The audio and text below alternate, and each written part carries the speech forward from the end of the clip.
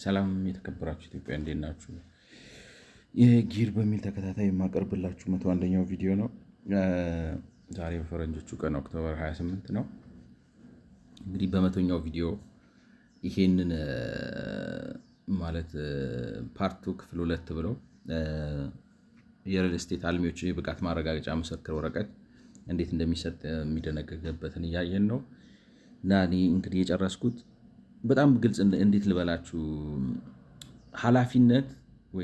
ኃላፊነትን ከአንድ ተቋም ጋር በትክክል አያስተሳስርም። ማለት ደንብ ድንጋጌ አወጣ ወይም ደንብ አወጣ ወይም አዋጅ አወጅ፣ ያን አዋጅ የሚያስፈጽመው ማን ነው የሚለውን ነገር ስፔሲፊካሊ ሎኬት ማድረግ አለብን ነው። ማንኛውም እንግዲህ እዚህ ጋር ይላል ማንኛውም በሪል ስቴት ልማት ለመሰማራት የሚፈልግ የሀገር ውስጥና የውጭ ሀገር ባለሀብት በዚህ አዋጅ መሰረት አግባብ ካለው አካል የሪል ስቴት አልሚ የብቃት ማረጋገጫ ምስክር ወረቀት ማምጣት አለበት። አግባብ ያለው አካል ማን ነው? ስፔሲፋይ መደረግ አለበት ነው። እንግዲህ አግባብ ያለው አካል አሁን ለምሳሌ የህንዱን ላሳያችሁ። አፕሮፕሪየት ገቨርንመንት ምን ማለት ነው ብሎ ይዘረዝራቸውና ስፔሲፊክ አድርገው ይውድ ነው። ዩኒየን ቴሪቶሪ ዊዛውት ሌጅስሌቸር ከሆነ ማለት እንግዲህ የዩኒየኑ ቴሪቶሪ ሆኖ ህግ አውጭ የሌለው ከሆነ ማዕከላዊ መንግስቱ ነው ኃላፊነቱ ብሎ ስፔሲፋይ ያደርጋል። ዩኒየን ቴሪቶሪ ኦፍ ወሬቨር ከሆነ የዩኒየን ቴሪቶሪ መንግስት ነው ብሎ ስፔሲፋይ ያደርጋል። ዩኒየን ቴሪቶሪ ኦፍ ደልሂ ሴንትራል ሚኒስትሪ ኦፍ አርባን ዴቨሎፕመንት ይሆናል። ማለት መካከል ምንድነው የከተማ ልማት ሚኒስተር ይሆናል። ስቴት ውስጥ ከሆነ የስቴቱ ገቨርንመንት ይሆናል ብሎ ስፔሲፊካሊ ማን ነው አግባብነት ያለው የመንግስት አካል ብሎ ስፔሲፋይ ያደርጋል። ለእኔ የህንዱ ግልጽ ነው የሚል እምነት ነው ያለኝ። ዩጎቱ የኛው ጋር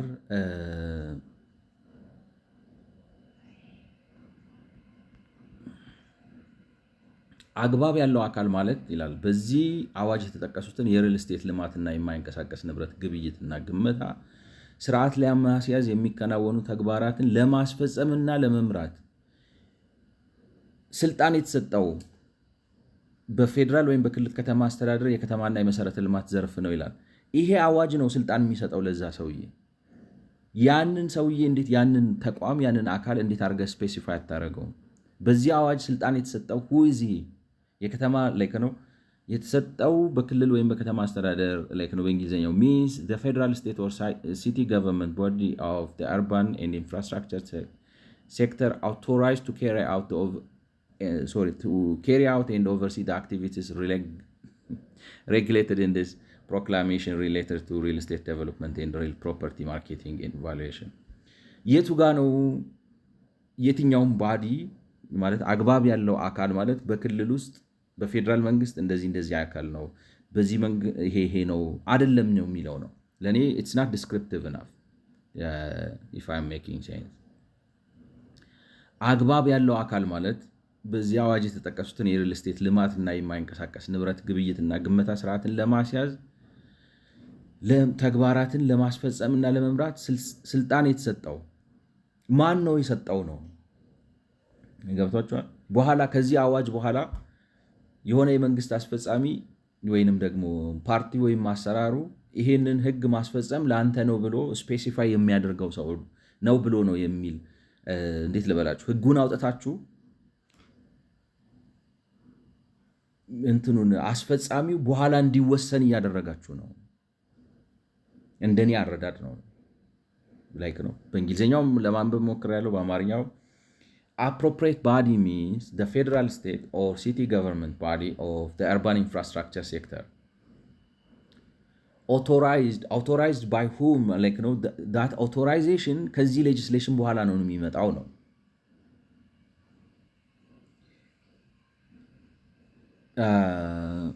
ምንድን ነው ችግሩ ነው ግን authorization ነው ከዚህ በኋላ legislation በኋላ ነው የሚመጣው። የሱ ችግሩ ኦቶራይዜሽን ስፔሲፋይ ካላደረግ ክፍተት ትተዋለህ ነው በእኔ እምነት። ማለት የሚገባ ወይንም ደግሞ የሚመለከተው የመንግስት አካል ብለህ ኃላፊነቱ አስፈጻሚው እንደፈለገ አድርጎ አሎኬት እንዲያደርግ ትተውለታለ።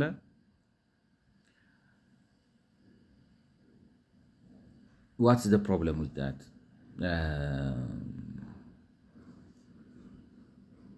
ምን ችግር አለው?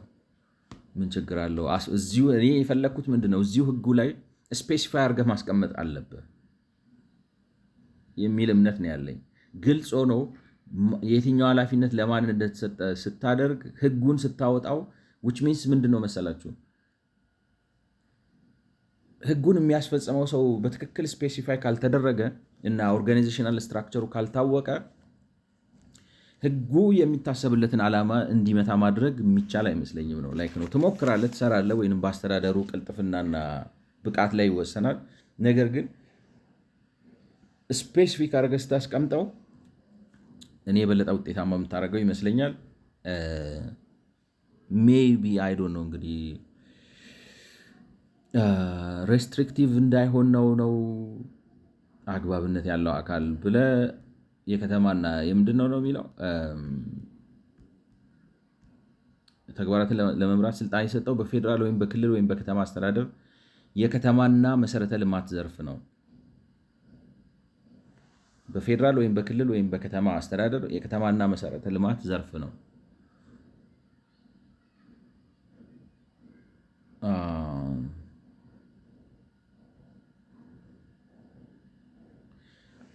በዚህ እንስማማና እንለፈው። የከተማና መሰረተ ልማት ዘርፍ የሚባል በክልሎች ውስጥ፣ በከተማ አስተዳደሮች ውስጥ፣ በክልሎች ውስጥ እና በፌዴራል ደረጃ ሲኖርና ኦቨርላፕ ሲያደርግ እንዴት ነው የምታደርገው? ፕሬሲደንሱን አሁን ለምሳሌ ለእኔ ይሄኛው ክሊር ነው ብዬ አስባለሁ። አይዶን ነው እናንተ ፍረዱ። ግን ግልጽ ነው። ለምሳሌ እንደዚህ በሚሆንበት ጊዜ ይሄ ነው፣ እንደዚህ በሚሆንበት ጊዜ ይሄ ነው፣ እንደዚህ በሚሆንበት ጊዜ ይሄ ነው። ኦቨርላፒንጉን አስወግደ ምን ብለህ ምን የማን ኃላፊነት እንደሆነ ስቲፕሌት አድርጋ አስቀምጠሃል። ክፍተት አታውም ነው። ለአፈጻጸም ይሄ ያስቸግራል። ለእኔ የኛ ሀገሩ ማለት ነው። እንዴት ስፔሲፊክ መሆን ያቅተሃል? ምክንያቱም ለምን መሰላችሁ? ህጉን ስታወጣ የመንግስትን መዋቅር ታውቀዋል። ግልጽ የሆነ የተቀመጠ የመንግስት መዋቅር አለ። በዚህ አዋጅ ስልጣን የተሰጠው ምናምን ብለህ ከምትዘባረቅ አግባብነት ያለው የመንግስት አካል ማለት በከተማ አስተዳደር ከሆነ ይሄኛው ክፍል ነው። በክልል ደረጃ ከሆነ ይሄኛው ክፍል ነው። በፌዴራል ደረጃም ጉዳዩ የሚታይ ከሆነ ይሄኛው የፌዴራል ክፍል ነው ብለህ ስፔሲፊካሊ ማስቀመጥ አይሻልም ወይ? እንደኔ ነው የምላችሁ። አይ ስፔሲፋይ አድርግ ያለው ዊች ሚንስ በክልል ወይም በከተማ አስተዳደር የከተማና መሰረተ ልማት ዘርፍ የሚባል አለ። በክልል ደረጃ አለ፣ በከተማ አስተዳደር ደረጃ አለ፣ በፌዴራል ደረጃ አለ። የከተማና መሰረተ ልማት ዘርፍ የሚባል በፌዴራል ደረጃውን ያ ዘርፍ እንዴት ነው ገብቷቸዋል? እንዴት ልበላችሁ? ግምታዊ ነው ለእኔ ስፔሲፊክ አልሆነም። ስፔሲፊክ አድርገ ጁሪስዲክሽኑ ሲወድቅ ነው ስታከፋፍለው የከተማ አስተዳደሩ ከክልል አስተዳደሩ ለምሳሌ የትኛው ይለያያሉ አይደል? የከተማ አስተዳደር ብለህ ከክልል አስተዳደር የምትለይበት፣ የክልል አስተዳደር ብለህ ከፌዴራል አስተዳደር የምትለይበት የራስህ ነው የመንግስት አወቃቀር መለያያ ምክንያቶች አሉ። ስለዚህ እንደዚህ በሚሆንበት ጊዜ ከተማ አስተዳደሩ ነው የሚመለከተው ብለህ ስፔሲፊካሊ ከከተማ አስተዳደሩ ጋር ማያያዝ እና ከከተማ አስተዳደሩ ምን ጋር ይሄ የሚባል እኔ አሁን የከተማና መሰረተ ልማት ዘርፍ የሚባል በፌዴራል ደረጃ በሚኒስቴር መስሪያ ቤት ነው የምትኖረው አይደለም? እና ስፔሲፊሲቲ ይጎላዋል። እና ህግ ደግሞ ስፔሲፊሲቲ ከጎደለው ጋፕ ይኖረዋል። ቻት ጂፒቲ እንዳለው ማለት ነው። መሬት ላይ አውርዶ ያንን ለመተግበር ክፍተት ይሰጣል። የህንዱን ሞር ስፔሲፊክ ነው። የመንግስቱን አወቃቀር በደንብ አውቆ ዩኒታሪ ስቴት ሲሆን እንትን ሲሆን ማን ነው ፌዴራሉ ምናምን ብሎ ስፔሲፊክ አድርጎ ነው የሚያስቀምጠው። የኛ ግን እንደዛ አይነት ነገር አላየሁበትም ነው። ስለዚህ እኔ ለምንድን ነው እንደዚህ የምንሆነው? እኔ አይ ዶንት አንደርስታንድ ነው ግልጽ አድርጎ ኃላፊነትን ከተጠያቂነት ጋር አብሮ ለአንድ ሰው ለአንድ ቡድን ለአንድ የመንግስት ኃላፊነት ማስረከብ ለምን እንደዚህ ሚስቴሪየስ እንደሚሆንብን አላውቅም። ስለዚህ እንግዲህ ወደ እንትኑ ስንመጣ ማንኛውም በሪል ስቴት እንግዲህ ብቃት ማረጋገጫው የሚያገኘው አግባብነት ካለው አካል ነው። ከከተማ ልማት ዘርፍ ነው። በየደረጃው የከተማ ልማት ዘርፍ በፌዴራል ደረጃ ማን ነው? ስፔሲፊክ ይሆናል አልመሰለኝም። እኔ ተገቢነት ያለው አልመሰለኝም። ይህን ስንቀጥል ይህን አዋጅ ለማስፈጸም በሚወጣ ደንብ ዝርዝሩ የሚገለጽ ሆኖ ማንኛውም የሀገር ውስጥ ባለሀብት የሚከተሉትን መስፈርቶች ሲያሟላ አግባብ ባለው አካል የሪል ስቴት አልሚ የብቃት ማረጋገጫ ምስክር ወረቀት ይሰጠዋል። ለምንድን ነው አሁን ይህን በሚወጣ ደንብ ዝርዝሩ የሚገለጽ ሆኖ ኦኬ ዋይ ዲ ዌይት ዝርዝሩ የሚገለጽ ሆኖ እዚሁ ጋር ስፔሲፊክ አድርጎ መጨረስ አይቻልም ወይ? ይሄን ማሟላት አለብን። ለምን ታስተላልፈዋለህ ነው? ገና ደንብ እስኪወጣለት ማለት ነው። ሬግሌክ ነው ፕሮክላሜሽን አውጥተህ ከዛ ደግሞ እንደገና ሬጉሌሽን እንዲወጣለት አድርገህ ማለት ዝርዝሩ ላይክ ነው በጣም አላስፈላጊና ምንድን ነው የሚባለው በጣም ኮንዲሽናል እንደ ሁኔታው ሲሆንና ቀለል አድርገህ ስታየው ነው በኋላ በደንብ ይወሰናል ብለህ የምታወው። በዚህ አዋጅ በተገለጠው መሰረት ለሪል ስቴት አልሚ የተፈቀደውን ዝቅተኛ የቤቶች ጥቅል የወለል ስፋት ወይም 1500 ካሬ ሜትር ሰርቶ በክራይ ወይም በሽያጭ ማስተላለፍ የሚችል ከሆነ ለሪል ስቴት ልማቱ ግንባታ የሚያስፈልግ የፋይናንስ አቅርቦትና ምንጭ ማቅረብ የሚችል ወይም የቅድሚያ ቤት ሽያጭ ተጠቃሚ ለመሆን የሚፈልግ ከሆነ አግባብ ካለው አካል ፍቃድ ማቅረብ አለበት። ስለዚህ ከተማ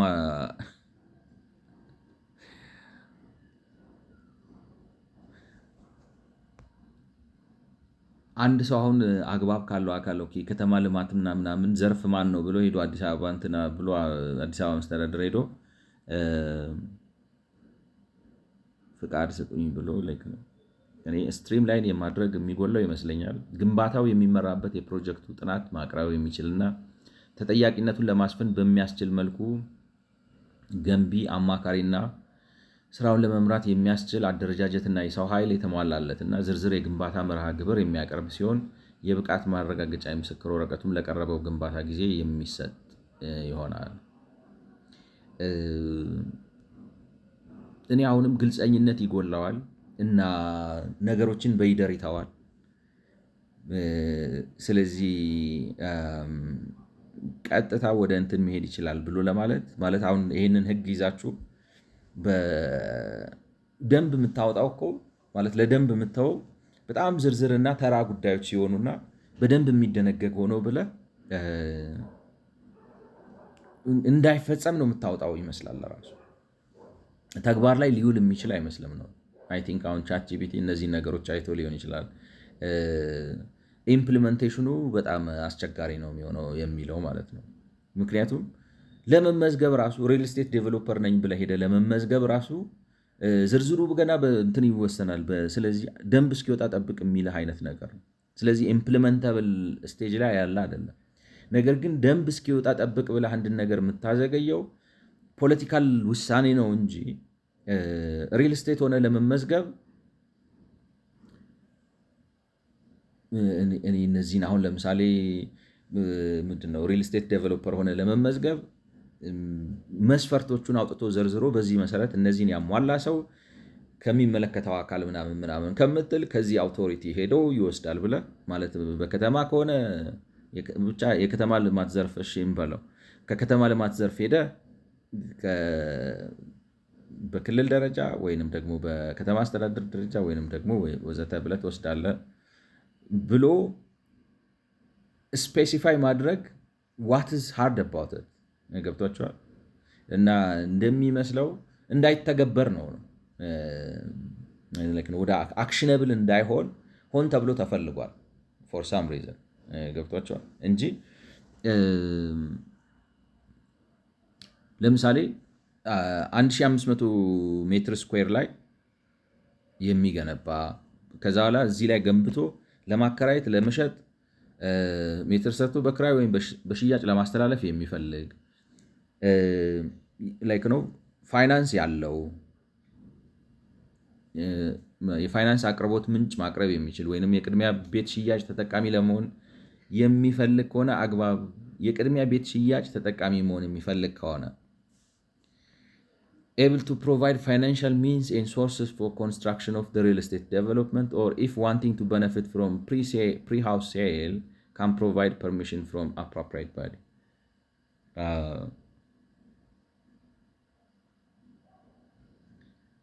እንግዲህ pre-house selling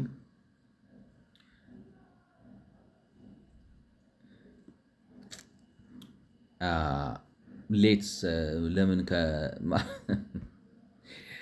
እንትን ያደርጋችኋለሁ ለምን ከህንዱ ጋር አናነጻጽረው? እንግዲህ የኛ ሀገሩ ላይክ ነው ለመመዝገብ የሪል ስቴት አልሚዎች የብቃት ማረጋገጫ ምስክር ወረቀት ሪል ስቴት ዴቨሎፐሩ እንዴት ነው የምስክር ወረቀት ማግኘት የሚችለው? ለምሳሌ እነዚህ ብሎ ያስቀመጧቸው ነገሮች አሉ። ሌትስ ኮምፔር የኢንዲያው ምን እንደሚል ማለት ነው። ሬጅስትሬሽን ኦፍ ሪል ስቴት ፕሮጀክት ኤንድ ሬጅስትሬሽን ኦፍ ሪል ስቴት ኤጀንትስ ይላል። እንግዲህ ይሄ ምዝገባው ኤጀንቶችንም መመዝገብ ያካትታል። ሪል ስቴት እንትኑ ፕሮጀክቱንም መመዝገብ ያካትታል። የኛው ኤጀንቶች ይመዘግባል። እስኪ እንየው ላይክ ነው ካለው ማለት ነው አንቀጽ ለዛ የሚሆን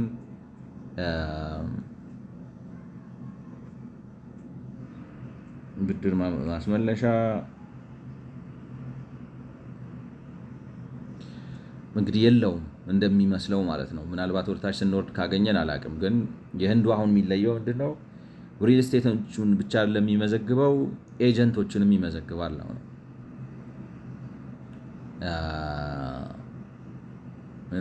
የሪል ስቴት አልሚዎች ብቃት ማረጋገጫ ምስክር ወረቀት ፕራየር ሬጅስትሬሽን ኦፍ ሪል ስቴት ፕሮጀክት ዊዝ ሪል ስቴት ሬጉላቶሪ አውቶሪቲ የት ነው የሚመዘገበው? ስፔሲፋይ አድርጎላቸዋል። ሬጉላቶሪ አውቶሪቲ ጋር ነው። ሬጉላቶሪ አውቶሪቲ ራሱ ይፈጥረዋል። ይሄኛው ግን የሚመለከተው የመንግስት አካል ጋር ይልሃል። በክልል እንደዚህ ነው፣ በከተማ አስተዳደር እንደዚህ ነው፣ በፌዴራል እንደዚህ ነው ብሎ የሆነ ሴንትራል አውቶሪቲ አያደርግም ነው እንደ ሁኔታው ያዘበራርቅባል ማለት ነው። ኖ ፕሮሞተር ሻራ አድቨርታይዝ ይሄ ስለ ፕሮሞተሩ ነው። ስታንዲንግ እንግዲህ ማለት ኮሌክቲቭ ለርኒንግ ነው። እኔ ፕሮሞተር ሲል እንትን የለውም እንደ ሪል ስቴት ፕሮሞተር ምንድን ነው አስታዋቂ ነው ፕሮሞተር ብዬ ያሰብኩት። ግን ዲፋይን ሲያደርገው ህጉ ፕሮሞተር ብሎ ላይክ ነው ዲፋይን ያደርገዋል። ላይክ ፕሮሞተር ማለት ሪል ስቴት ዴቨሎፐሩን ራሱ እንደ ፕሮሞተር ነው ያየው። ኢንተርናል ሎካል አውቶሪቲ ሜምበር ኦኪፓንሲ ፕላኒንግ ኤሪያ ፕሪስክራይብድ ፐርሰን prospectus, real estate agent, real estate project means the development of a building. Where are you?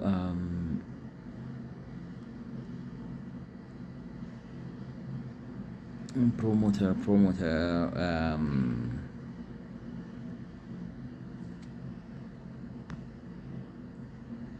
A person who constructs. A person who constructs like እዚህ ጋር አሁን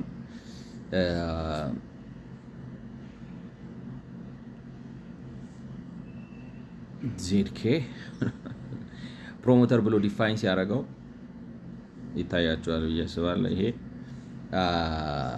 a person who constructs or cause to be constructed an independent building or a building consisting of apartments or converts an existing building በአጠቃላይ or part thereof into apartments for the purpose of selling all or some of the apartment to other person and includes his assignees ኦልራይት ላይክ ደግሞ በዚህ ኃላፊነት ነው ገንብቶ ለመሸጥ የሚፈልገው ሰውና እሱ የሚወክላቸው ሰዎች ይህንን ስራ ለመስራት ለምሳሌ አሻሻጮቹንም ሊጨምር ይችላል ማለት ነው ፕሮሞተር። ስለዚህ ፕሮሞተር ብሎ ዲፋይን የሚያደርገው እንደዛ ነው። እኔ ግን አስዩም ያደረኩት አሁን እንትኑ ላይ ሄዳችሁ ስታዩት ቻፕተር 2 registration of real estate project and registration of real estate agents ብሎ አሁን እዚህ ጋር notwithstanding like ነው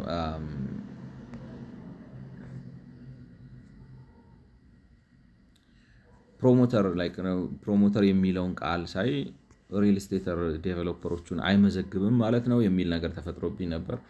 ግን ሳጠራው አይ ፕሮሞተር ማለት ሪል ስቴት ዴቨሎፐር ነው።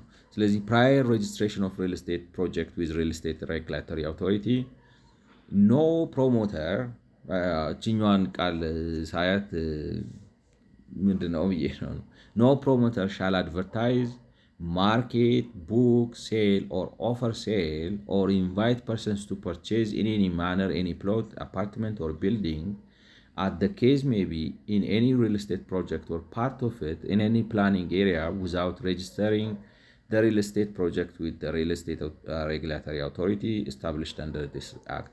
ስለዚህ የመጀመሪያው የሚያደርገው ነገር ምንድነው? ስለ ምዝገባው ሲያወራ ማንኛውም አልሚ ብለን እንወሰደው ፕሮሞተር የሚለው አልሚው ውስጥ እንግዲህ እንትኑ ሴልስ ኤጀንቶቹና አስተዋዋቂዎቹም እነሱም አሉ የሱ አሳይኒ ስለሆኑ በሚለውና እንወሰደው። በፍጹም ማስተዋወቅ የለበትም ይላል። ማርኬት ማድረግ የለበትም ይላል። ማንተን ውል ምንድነው የሚባለው ቡክ እንዲያደርጉ አስቀድመው ቦታ እንዲይዙ ማድረግ የለበትም። መሸጥ የለበትም። ለመሸጥ ማቅረብ የለበትም። ሌሎችን መጋበዝ የለበትም ወዘተ። ሳይመዘገብ በፊት ምንም አይነት የሽያጭ ስራ ውስጥ እንዳይገባ ብሎ ይወስነዋል። provided that projects that are ongoing on the date of the commencement of this act and for which the completion certificate has not been issued, the promoter shall make an application to the authority for registration of the said project within a period of 3 months from the date of commencement of this act. እንግዲህ በግንባታ ላይ ያለ ይሄ አዋጅ ሲወጣ በግንባታ ላይ ያለ ሰው ማለት አሁን ለምሳሌ ከዚህ አዋጅ በፊት የነበረ ሰው ካለ ያስታውቅና ራሱን ያስመዝግብ ነው። provided further that if the authority thinks necessary in the interest of allottees for projects which are developed beyond the planning area but with the requisite permission of the local authority, it may by order direct the promoter of each project to register with the authority in the provision of this act, or that if the authority thinks necessary in the interest of allottees for projects which are developed beyond the planning area but with the requisite permission of the local authority, it may by order የመንግስት ባለስልጣንም ሊያዛቸው ይችላል ነው ላይክ ነው ኦልሬዲ የተመዘገቡ ምናምን ካሉና ቤት የሚገዙትን ሰዎች ፕሮቴክት ማድረግ ካስፈለገ ህጉ እየወጣ ያለ አሁን ይሄ ህግ በመውጣት ላይ ወይንም ህጉ ከወጣ በኋላ አዲስ ለሚመጡትም አይደለም ነው ከዚህ በፊት በስራ ላይ ያሉ አሁን ለምሳሌ ሰርቶ ጨርሶ ሸጦ ምናምን ያደረገውን ሰው ወደ ኋላ ሄዳችሁ አልተመዘገብክም ምናምን ልትሉት አትችሉም ነው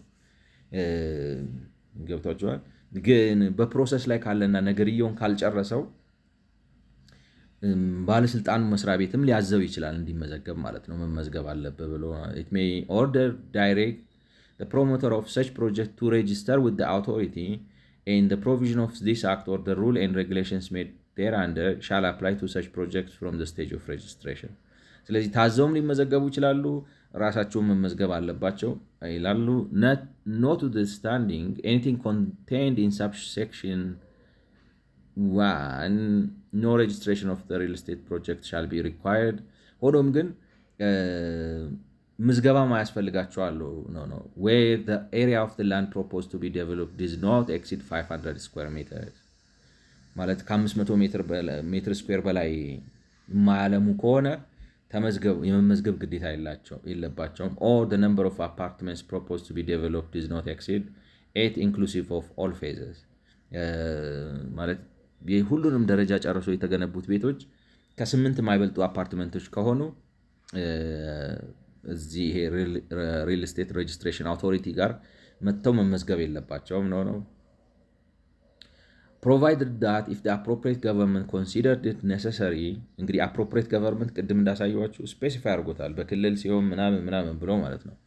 it may reduce the threshold below 500 square meters or 8 apartments as the case may be inclusive of all phases for exemption from registration under this act ነገር ግን ተገቢው ማለት ኢሚዲየት የሆነው አውቶሪቲ እና እዛ ጋር ስፔሲፋይ የተደረገው ይታወቃል ማን እንደሆነ በየትኛው ጊዜ ማን እንደሆነ መቼ ሴንትራል ገቨርንመንቱ መቼ ስቴት ገቨርንመንቱ ወዘተ መቼ እንደሆነ ስፔሲፋይ አድርጎታል። ስለዚህ እንደ ሁኔታው አሳይን የተደረገው የመንግስት አካል ግን አስፈላጊ ሆኖ ሲያገኘው ከ500 ሜትር ካሬ ሜትርም ወርዶ አንተ በመመዝገብ አለብህ ብሎ ሊያስገድደው ይችላል። ይሄ ህጉ ግን ይተወዋል። አፕሮፕሬት የሆነው ባዲ ግን ወይንም በሌላ አማርኛ ይህን ህግ እንዲያስፈጽም ይህ ህግ የደነገገለት እንትን አለ ባለስልጣን አለ እዛ ጋ የዘረዘርናቸው ማለት ነው። ያ ባለስልጣኑ 8 አፓርትመንት ያላቸውን ብቻ ማለት 7ም ያላቸውን ሊመዘግብ ይችላል እንደ አስፈላጊነቱ ማለት ነው። where the promoter has received completion certification for a real estate project prior to the commencement of this act ማለት exempt የሚሆኑት እነማን ናቸው? ከዚህ ይሄ አዋጅ ከመውጣቱ በፊት ፕሮጀክቱን አጠናቀው የጨረሱ ሰዎች ሪል ስቴት ኤጀንት ጋር ሬጅስትሬሽን አውቶሪቲ ጋር ሄደው መመዝገብ አለብህ ተብለው ሪኳየርመንት አይቀመጥባቸውም። ጨርሰው ወጥተዋል፣ አልፏቸዋል ማለት ነው።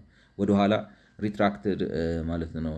ሪትሮአክቲቭሊ ወደኋላ ሄዳችሁ ህግ ወደኋላ ማስፈጸም አይቻልም። ጨርሰው ከወጡ ጨርሰው ወጡ ነው በቃ። ልክ ነው። እንትን አታስቀምጥባቸው፣ መመዝገብ አለባቸው አትላቸውም። For the purpose of renovation or repair or redevelopment which doesn't involve marketing, advertising, selling or new allotment of any apartment, plot or building at the case may be under the real estate project. ጥገናና ማሻሻያ ሲያደርጉም ያንን ጥገናና ማሻሻያ አድርገው ወጥተው ፕሮሞት ማርኬት ሴል ምናምን ማያደርጉ ከሆነ ዝም ብለው አሁን ለምሳሌ ኦልሬዲ ማርኬት አድርገው ፕሮሞት አድርገው ጨርሰው አሻሽለው ጨርሰው ሸጠው ጨርሰዋል። ነገር ግን ማለት ጥገና ለውጥ እድሳት ምናምን ካደረጉ እና ያንን በማድረግ አድሰናል ምናምን መታችሁ ተከራዩን ማለት ካልጀመሩ ግዙን ወይ ተከራዩን ማለት ካልጀመሩ መመዝገብ የለባቸውም። ማብራሪያ ይላል For the purpose of this section, where the real estate project is to be developed in phases, every such phase shall be considered a standalone real estate project and the promoter shall obtain registration under this act for each phase separately. ማለት እንትኑ የሪል ስቴት ዴቨሎፕመንቱ በደረጃ የሚሰራ ከሆነ ፌዝ ያለው ከሆነ ምን ማለት እንደሆነ ላይክ ነው ክራክ ልናደርገው እንችላለን በቻትጂፒቲ ላይክ ነው what's meant by phase here ነው ላይክ ነው ፌዝ ሲሉ ምን አይነት አሁን ለምሳሌ መሰረት ይወጣለት ኮለን ሲያወጣ ምናምን ብሎ እና ደግሞ እንደዛ ማይሰራ ሳለ ወይ ላይክ ነው what does phase mean in this context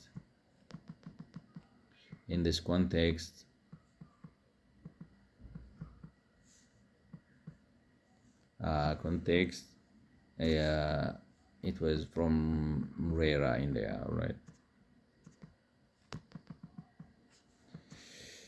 ChatGPT በጣም helpful.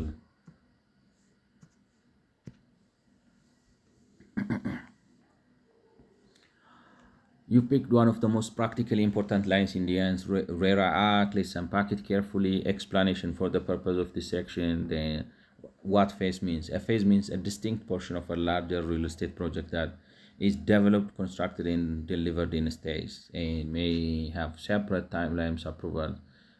Phase, for example, 8 apartments on 8 acres, and they decided to build block A and B first, phase 1, block C and 2, like so its own construction schedule. Okay. ስለዚህ እንትን ነው ምን መሰላችሁን ያው ሁለት አይነት ፌዝ ነው የሚኖረው ማለት አንዱ ለምሳሌ 100 ቤቶች ተጀምሩና 100 ቤቶች ኮንስትራክት ማድረግ ትጀምሩና 100 ቤቶቹ ላይ መሰረት ማውጣት አለ። ለምሳሌ ኮለን ማቆም አለ፣ ግድግዳ መስራት አለ፣ ጣራ ማልበስ አለ፣ ፓርቲሽን መስራት ምናምን አይዶን ነው ላይክ ነው እንትን እውቀቱ ኖሮኝ ሳይሆን ዝም ብላችሁ ጀስት ነው ላይክ ነው ልትገምቱ የምትችሉት ነገር ነው። እንደዚህ አይነት ፌዝ አለ። ደአዘር ደግሞ 300 ቤት ለመስራት ሀሳብ አላችሁ፣ ግን የመጀመሪያው ፌዛችሁ 100 ቤቶች ናቸው። ከዛ ሁለተኛው ፌዛችሁ የሚቀጥለውን 200 ቤት፣ ሶስተኛው ፌዛችሁ 300 ቤት ለመስራት ነው ማለት ነው ፕሮጀክት። ስለዚህ ፌዝ እንደዛ ከሆነ ትርጉም ይሰጣል።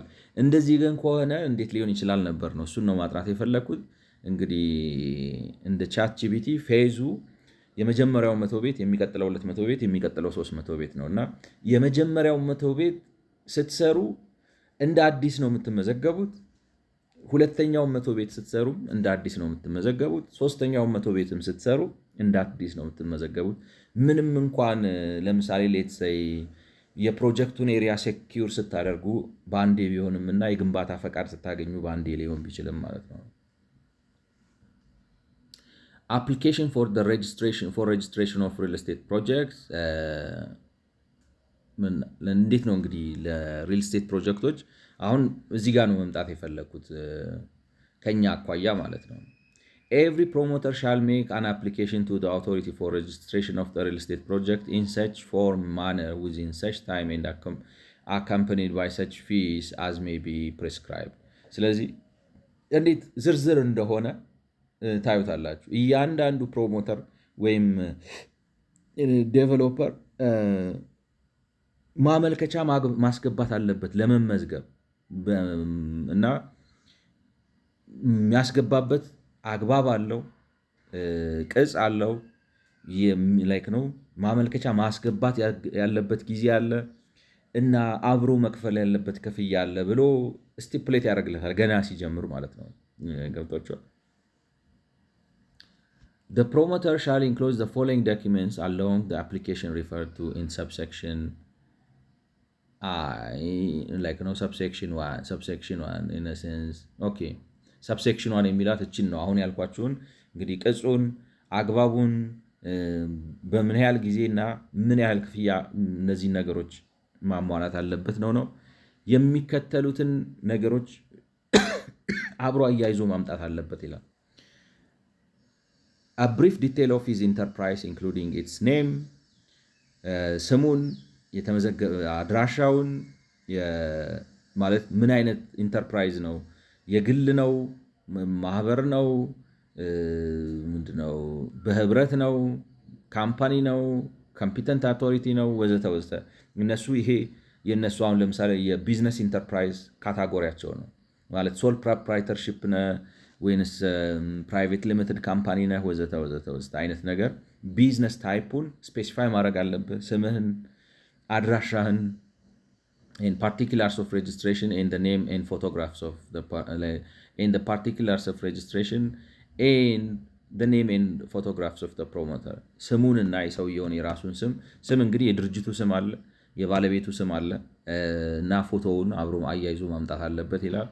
A brief detail of the project launched by him in the past 5 years, whether already completed or being developed, as the case may be, including the current status of the said projects, any delays in its completion, details of cases pending, details of type of land, and payments pending. በቃ ሎጂካል ዲት ልበላችሁ ያስታውቃል ነው የምላችሁ። በቃ 1 2 3 መስመር አንብባችሁ ሰዎቹ ህግ ማውጣት ያውቃሉ፣ ስለሚያወጡት ነገር አውቀው ነው የሚያወጡት የሚለውን ነገር ክሊርሊ አንደርስታንድ እና አሁን እዚህ ጋር የሚለው ምንድን ነው ማለት አጭር የሆነ ስለ ፕሮጀክቱ ስለ ሪል ስቴት ፕሮጀክቱ አሁን ለምሳሌ 8 ቤት የሚሰራም ሰው ሊሆን ይችላል፣ 800 ቤት የሚሰራ ሰው ሊሆን ይችላል። የፕሮጀክቱን እንዴት ልበላችሁ አሁን ለምሳሌ ሲቪ ላይ ምናምን መስሪያ ቤት ስትቀጠሩ እስቲ የህይወት ታሪክህን ንገረን፣ የት ተማርክ፣ የተወለድክ፣ ምን ሰራ፣ ምን አደረግክ፣ ምናምን አቺቭመንት ምንድነው፣ ጥንካሬ፣ የምትወደው ነገር ምናምን ተብል ነው ሲቪ ላይ የሚጻፈው። የፕሮጀክቱን ሲቪ ነገር አምጣ ነው። ባለፈው 5 ዓመት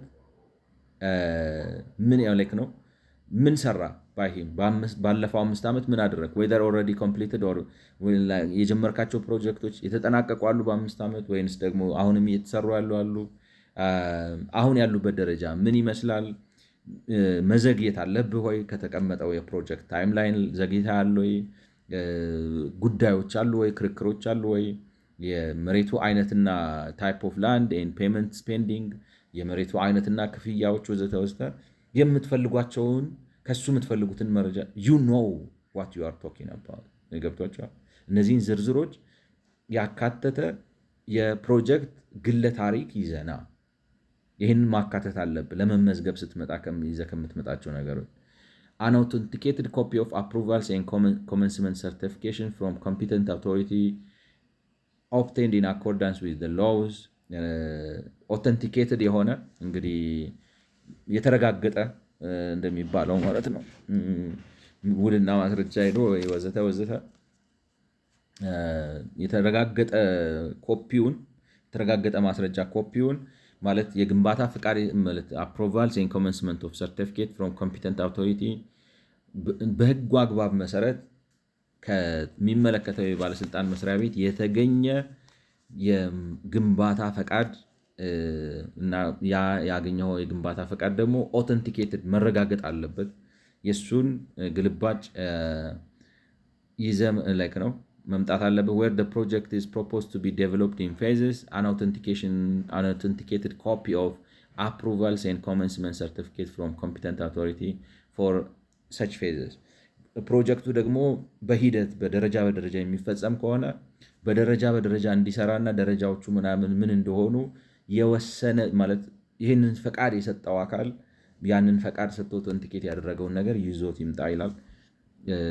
you can see how detailed they are እና ምን እንደሚፈልጉ በትክክል እንደሚያውቁ ነገር እንግዲህ እስካሁን ሲያስተላልፉ ለደንብ ምናምን አላየናቸውም ነው የምላቸው። the sanction plan, layout plan and specification of the project or the phase thereof and the whole project are sanctioned by the competent authority. layout plan እንግዲህ እንተርጉመው I don't know sanctioned plan like what are specific like proposed project what are sanction plan, layout plan and specification of project in the above text what are sanction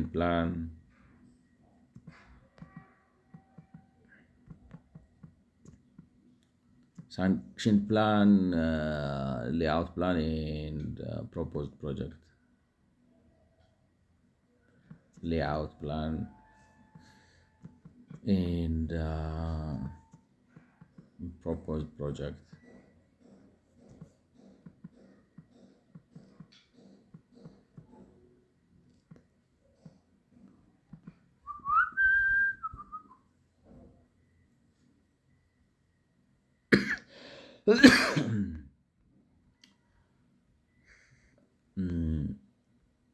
it refers to upcoming construction along with all this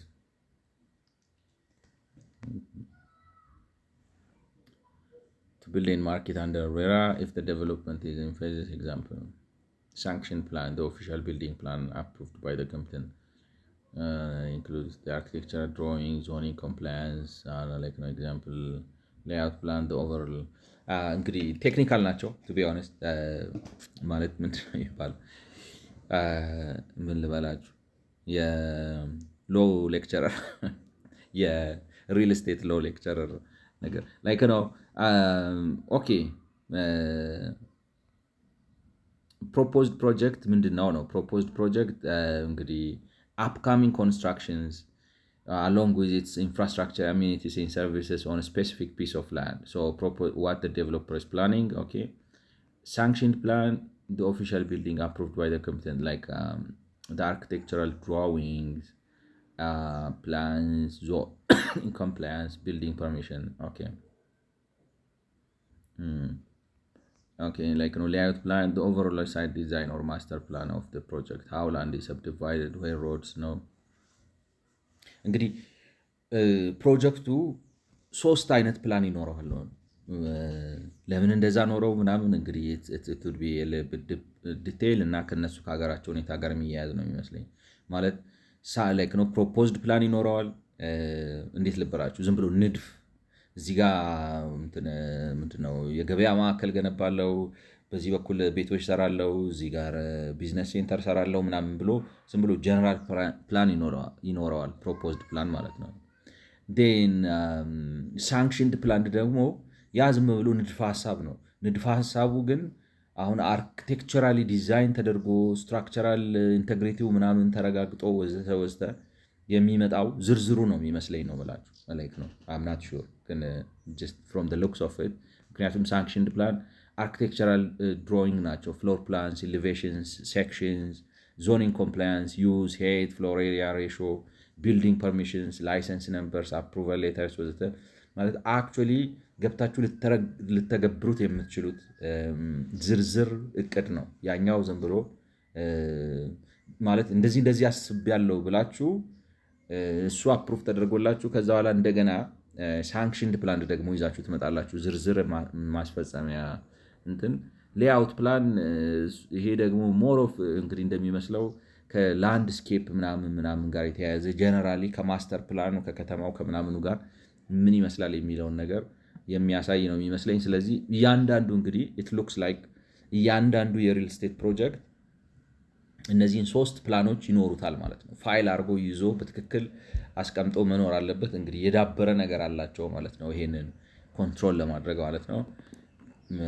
እኛ ሀገር እንዲህ አይነት ነገር አላቸው አይዶን ነው። ማስተር ፕላን ራሱ አለው ሀገሩ፣ ምክንያቱም ማስተር ፕላን ይፈልጋል እና ፕሮፖዛል እናምጥታ አስፈቅደ ምናምን ቢዝነስ ኦሪየንትድ መሆን አለበት። እንዳያችሁት ግን ድርድር ብሎ በመንግስት ምናምን የሚሰራ ነው የኛ እና እኔ እንደዚህ አይነት ነገር ያለው አይመስለኝም። ግን ጥሩ ነው። አሁን ማለት ዲቴይሉን የሚያውቀው ሰው ፕሮፌሽናል የሆነ ሰው ሌአውት ፕላንን አምጣ ማለት ስፔሲፊክ የሆነ ልምድ ይኖራል ማለት ነው። ሌአውት ፕላን ይኖራል፣ ሳንክሽንድ ፕላን ይኖራል፣ ፕሮፖዝድ ፕላን ይኖራል። 3 ፕላኖች አሉ። እነዚህም ፕላኖች ይዘና ነው የሚታወቁ ነገሮች ናቸው። እንግዲህ እንዳልኳችሁ ዝርዝራቸው ከማስተር ፕላን ጀምራችሁ ከቢዝነስ ፕላን ወርዳችሁ ከዛ በኋላ መጨረሻ ላይ ደግሞ አክቹዋሊ ኤክስኪዩሽን ፕላን እንዴት አድርጋችሁ የእያንዳንዱ ክፍል በዚህ በኩል በልክ ነው አርክቴክት እንትኑ ብሉፕሪንቱን ጨምሮ ምናምን የሚመጣ ነገር ነው ማለት ነው። እነዚህን ነገሮች ይዘ መምጣት አለብን ነው የሚሉት ነው። Then Eli, the plan of development works to be executed in the proposed project, and the plan of development works to be executed in the proposed project and the proposed facilities to be provided thereof, including firefighting facilities, drinking water facilities, emergency evacuation services, use of renewable energy. እነዚህን ሁሉ አካተ ጥንቅቅ አድርገህ ይዘህ መምጣት አለብን ነው። በጣም ደስ ይላል። ገብቷቸዋል። they know what they want። እንትኑን ምንድነው የሚባለው? ሁለቱንም ቴክኒካል ኖሌጁንም ሌጋል ኖሌጁንም አያይዘው ነው የሚያስቀምጡት። ያኛው በደንብ ይወሰናል በምናምን እያልክ ከምትሄድ የልማት ስራዎች ማለት ፕሮፖዝ በተደረገው ፕሮጀክት ውስጥ የምትሰራቸው አስፈላጊ አገልግሎቶች ለምሳሌ እንዴት ነው እሳት መከላከል የምትሰራው? የውሃ አቅርቦት አሰራር ምንድን ነው? ኢመርጀንሲ ኢቫኩዌሽን ወይም በአደጋ ጊዜ መውጫው ምንድን ነው? ሪኒዌብል ኢነርጂ አጠቃቀምህ ምን ይመስላል? ምናምን እነዚህን ፕላኖች ይዘህ መምጣት አለብን። በጣም ደስ ይላል። አያም ሀፒ ነው። The location details of the project with clear demarcation of land dedicated for the project along with boundaries including the latitude and longitude and endpoints of the project ጥርት ያለ ካዳስተር ይዘህ መምጣት አለብህ። ላቲቲዩድ ሎንጊቲዩድ፣ የቱ ጋ ነው ድንበር የሚጀምረው፣ የቱ ጋ ነው የሚጨርሰው፣ ከምን ጋር ትዋሰናለህ፣ ከምን ጋር ትዋሰንም፣ ከመንገድ እንደዚህ ጽድት ያለ እሱን ይዘህ መምጣት አለብን። ሎኬሽን ዲቴልስ ይዘህ መምጣት አለብን። Proforma of the allotment letter, agreement for sale, and the conveyance deed proposed to be signed with the allottees. And like proforma of the allotment letter, agreement for sale, and the conveyance deed proposed to be ለምሳሌ እንግዲህ ከተረዳሁት ነው የምላቸው አሎትመንት ሌተር አግሪመንት ፎር ሴል ኤንድ እንትኖቹን ይሄ የኮንትራት ዶክመንቶችንም ይዘና ነው። አሁን ለምሳሌ ልትሸጥ ከሆነ ማለት ውሉን እንዴት ነው የምታስፈርመው፣ ባለቤትነቱ እንዴት ነው የምታስተላልፈው፣ ወዘተ ወዘተ የሚሉትን ዶክመንቶች አሰራርህን ገንብተህ ከጨረስክ በኋላ ስታከራይ የምታከራይበትን የፎርም አደረጃጀት ወይንም ደግሞ ስትሸጥ እንዴት አድርገህ እንደምትሸጥ ለምሳሌ ፕሮፎርማ ሰዎች አሁን ለምሳሌ ፕሮፎርማ እንግዲህ እኔ እስከማውቀው ዋጋ የምትሰበስቡበት ነገር ነው። ለምሳሌ እንዲህ አይነት እቃ ልትገዙ ስትሉ ፕሮፎርማ ትሰበስቡና በእኛ ሀገሩ ፕራክቲስ ነው ብላችሁ ፕሮፎርማውን ሰብስባችሁ አነጻጽራችሁ እንትን ትላላችሁ። ስለዚህ ቤቱን ለመሸጥ ፕሮፎርማ ሊበትኑ ይችላሉ ማለት ነው። ለገብቷችኋል? እኔ እንደተረዳሁት አግሪመንት ፎር ሴል ሽያጭ እንዴት ነው የሚፈረመው? ከዛ ኮንቬንስ ኦፍ ዲድ ፕሮፖዝ ቱ ቢ ላይክ ነው የሽያጭ አግሪመንት። ከዛ በኋላ የባለቤትነት መብቱ በምን አይነት ፎርም። ስለዚህ 3 አይነት ዶኪመንት ይዘህና ነው አንዱ ዋጋ ስትጠየቅ ዋጋ የምትሰጥበት፣ ሁለተኛ ስትሸጥ የሽያጭ ውል የምትፈራረምበት የሽያጭ ውልህ፣ ሶስተኛ ደግሞ የሽያጭ ውል ከተፈራረምኩ በኋላ የባለቤትነት ሰርተፊኬት እንዴት አይነት አድርገህ እንደምትሰጥ ያንን ፎርማት ይዘና ነው። The number, type and carpet area of apartment for sale in the project along with the area of the exclusive balcony or veranda areas in the exclusive open terrace areas apartments with the apartment if any። ስለዚህ እንትኑንም የቤቱ ለምሳሌ ምን ያህል ቤት ነው ገንብተህ ልትሸጥ ያሰብከው፣ አይነታቸው ምን አይነት ነው። ለምሳሌ 1 መኝታ ቤት፣ 2 መኝታ ቤት፣ 3 መኝታ ቤት እንደዛ ብለህ ካልክ ደግሞ ካርፔት ኤሪያ የሚሉት እንግዲህ ከግድግዳ እስከ ግድግዳ ጫፍ ያለው ስፋት ምን ያህል ቦታ ነው በሜትር ስኩዌር።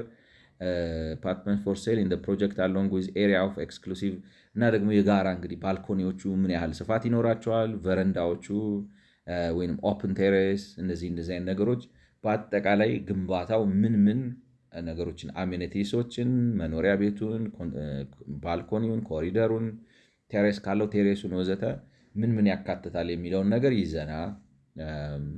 the number and areas of garage for sale in the project ምን ያህል መኪና ማቆሚያዎች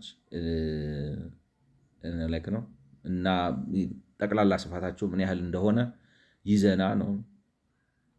the name and addresses of real estate agents if any for the proposed project እና ኤጀንቶች ካሉ proposed የሆኑ ኤጀንቶች ካሉ ስማቸውና አድራሻቸውን ይዘና።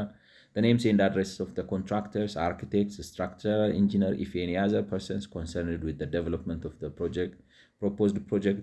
ስለዚህ ኮንትራክተር፣ ሰብ ኮንትራክተሮች ካሉ ኮንትራክተሮቹን፣ አርኪቴክቶች ካሉ አርኪቴክቶችን፣ ስትራክቸራል ኢንጂነሮች ካሉ ስትራክቸራል ኢንጂነሮችን እና ሌሎች በማገዝ በዚህ ፕሮጀክት በማስፈጸም ላይ የሚሳተፉ በአጠቃላይ ሂውማን ሪሶርስን ዝርዝሩን ይዘና እንደማለት ነው ብዬ ነው የምረዳው።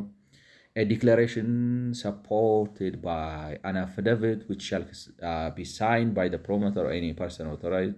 ከዛ እንግዲህ አይ ቲንክ ይሄ አፍደቪት ማለት ምንድነው የሚባለው የእምነት የክህደት ቃላችሁን ይሄ ያቀረብኩት መረጃ ወዘተ ወዘተ እውነተኛና ትክክል መሆኑን ያልተጨበረበረ መሆኑን እንደዚህ በፊርማ ያረጋግጣለሁ ብለህ የምትፈርም ማለት የምትፈርምበት ወይንም ደግሞ ውክልና ያለው ሰው የሚፈርምበት ማለት ነው። that has a legal title to the land on which stating ማለት ይሄ እንትኑ የእምነት የክህደት ቃል የምትሰጥበት ወረቀት ማካተት ያለበት ነገር ማለት ነው። ሰዓቱ አይበቃም እንግዲህ እንቀጥልበት ነው።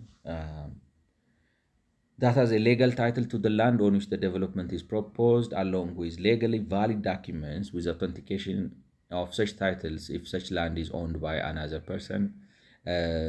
ማለት እዛ ፕሮጀክቱ የታቀደበት መሬት ባለቤትነት መብት መገኘት አለበት ማለት ነው። ያው ማለት በውክልና ተሰጥቶም ይሁን በክራይ ተሰጥቶም ይሁን ወዘተ ያንን ፕሮጀክት ላይክ ነው የሚሰራበትን መሬት ህጋዊ ባለቤት ሰው ዶኪመንት መኖር አለበት ነው።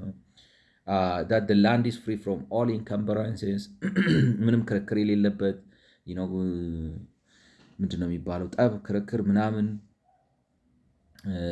ዕዳ ወዘተ የሌለበት መሆኑ መሬቱን or at the case maybe details of the encumbrances on such land including any rights, title, interest or name of any party in or over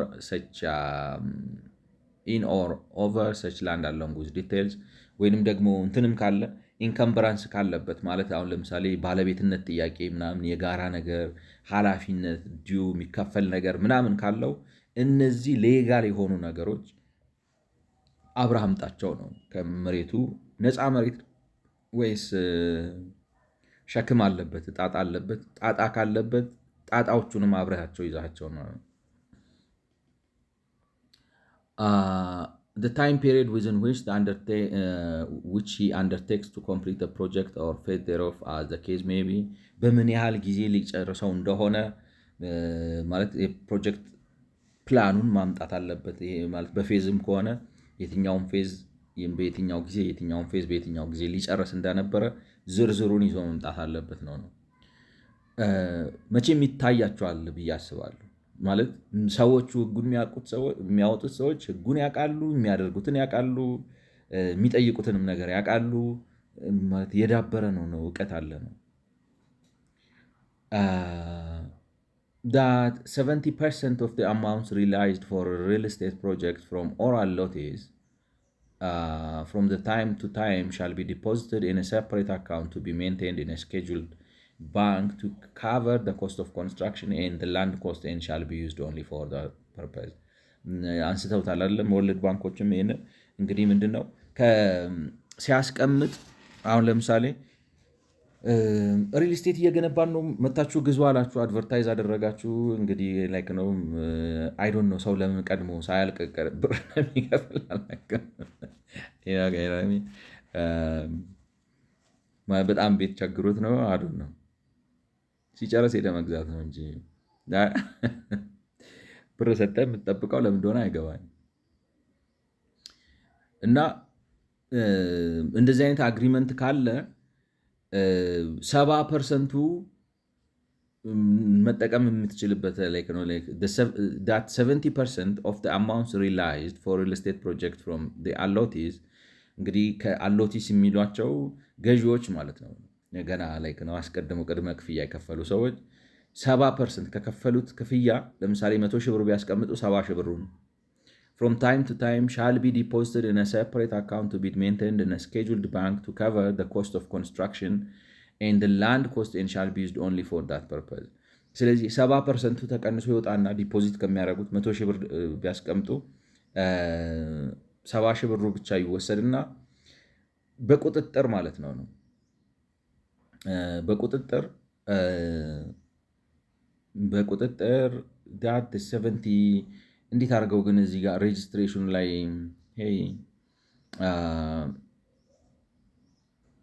ሬጅስትሬሽኑ ላይ ኦኬ ዲክላሬሽን ሰፖርት ባይ ኦኬ 70% ኦፍ አፊዳቪቱ ላይ ነው። ይሄንን ኦኬ ኢኤፍ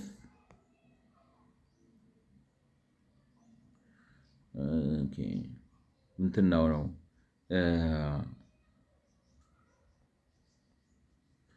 አፊዳቪት ማለት የእምነት የክደት ቃል ይሄ ያቀረብኩት ሰነድ ወዘተ ወዘተ እንደዚህ ነው ብሎ ቃል የሚፈርምበት ላይ ታይም ፔሪድ 70% ኦኬ። ስለዚህ ያስገድዱታል ነው ምን ያደርጉታል? ምን የሚል ነገር ያስገድዱታል? ካንተ ቤት ገዛለሁ ብለው ያሉት ገዢዎች ሰዎች ገንዘብ የሚያስቀምጡ ከሆነ shall be deposited in a separate account to be maintained in a scheduled bank to cover ማለት የሆነ ስምምነት ካለው ባንክ ጋር እዛ ባንክ ለሰውየው አይደለም የሚሰጡት እንደ ስክሮ አካውንት ማለት ነው። ባንክ ውስጥ ይቀመጣል። ስኬጁልድ አካውንት የሚሉት እንግዲህ እንደ ስክሮ አይነት ነገር ነው ብዬ ነው የማስበው። እዛ ተቀምጦ land cost and shall be used only for that purpose እና ወጥቶ 70%ቱን እያወጣ ግን በአንዴ አይደለም በደረጃ በደረጃ እያወጣ ለሌላ ዓላማ እንዳያውለው ደግሞ ቁጥጥር ይደረግበታል። ስለዚህ እንደዚህ እንደማደርግ ቃል እገባለሁ ብሎ ይፈርማል አይነት ነገር ነው። ይሄንን ካላደረገ ያው ፔናልቲ ያለው በኋላ ላይ ቅጣት ብለው የሚደነግጉት ያገኙታል ማለት ነው። ስለዚህ 70%ን 100,000 ሲያስቀምጡ 70%ን ላይክ ነው ከሚያስቀምጡት ዲፖዚት ከሚያደርጉት አማውንት 70%ን ወስዶ በስኬጁል መሰረት መጠቀም ይችላል። ሲጠቀም ግን ለሌላ ዓላማ በፍጹም መጠቀም አይችልም። ለመሬት ዋጋና ለኮንስትራክሽን ብቻ ማውጣት ይችላል ይላል። Provided that the promoter shall withdraw the amounts from the separate account to cover the cost of the project in proportion to the percentage of completion of the project. ስለዚህ በፕሮጀክቱ የሚያወጣውም እንግዲህ በፐርሰንቴጅ ነው ማለት ነው። 70%ን ይወስድና ያን 70% እንደ 100 ያየውና ከዛ 100 ላይ ለምሳሌ 20% ፕሮጀክቱን ሲጨርስ 20% ይወስዳል። ከዚህ 50% ሲጨርስ 50% ይወስዳል። ስለዚህ ገቢያቸው በሰዎቹ ብር እየሰራው ነው። እንግዲህ አይ ቲንክ ኮመን ፕራክቲስ ነው ማለት ነው። አይ ዶንት ኖ ዋይ ውድ ፒፕል ላይክ ነው ጊቭ ዴር መኒ ኢን አድቫንስ ኤንድ ሌተር ነው ላይክ ዴቨሎፐር ቢልድ ደም ሃውስ ዋይ ዶንት ዴይ ዱ ኢት አይ ዶንት ኖ ላይክ ነው ሜይ ቢ እንግዲህ በአጭር ጊዜ ምናምን የሚሰራው ከሆነ አድቫንቴጅ ሊሰጣቸው ይችላል ማለት ሲስተሙ ከተረጋጋ ምናልባት ራሳችሁ ቤት ምናምን ኮንትራክተር አሸዋ ሲሚንቶ ከምትሉ ብር አስቀምጣችሁ ሰርቶ ይሰጣችኋል። እንደዛ አይነት አይተውት ሊሆን ይችላል። Provided further that the amounts from the separate account shall be withdrawn by the promoter after it's certified by an engineer, an architect, and a chartered accountant in practice that the withdrawal is in proportion to the percentage of the completion of the project. ማውጣትም የሚችለው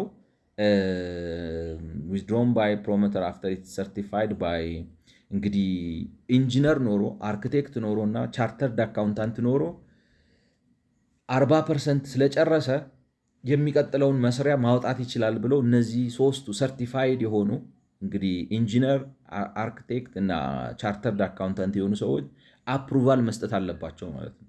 ስለዚህ የሆኑ የተቋቋሙ እንትኖች ይኖራሉ ማለት ነው። ሰርቲፋይድ ከሆኑ ሰርቲፊኬት ካላቸው ይህንን ነገር ማድረግ ይችላሉ ተብሎ ከተባሉ ኢንጂነሮች፣ አርክቴክቶች እና ሰርቲፋይድ ቻርተር አካውንታንት ስለዚህ ቴክኒካሊም ፋይናንሻሊም በእነሱ ታይቶ ፕሮጀክቱ 20% ተጠናቋል 40% ተጠናቋል ብለው ነው የሚቀጥለውን መኒ የሚለቁለት ማለት ነው።